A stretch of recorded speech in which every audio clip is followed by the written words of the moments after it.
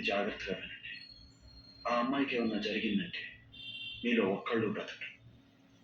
పోనీ ఆ అమ్మాయిని ఏమన్నా చేస్తారని నేను భయపడి వదిలేస్తే ఆ అమ్మాయి నాకు దక్కదు. అది మీకు తెలుసు. దీనికి ఒక్కటే సొల్యూషన్. ఆ అమ్మాయిని వదిలేసి వెళ్ళిపోండి. మిమ్మల్ని ఏమీ చేయనని మాటిస్తున్నాను.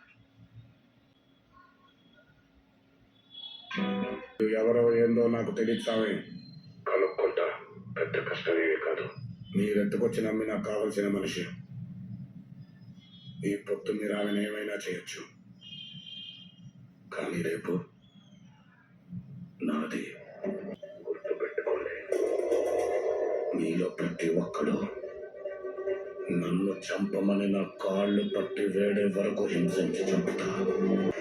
వీడియో కానీ మీకు నచ్చినట్లయితే please like, share and don't forget to subscribe. Thank you.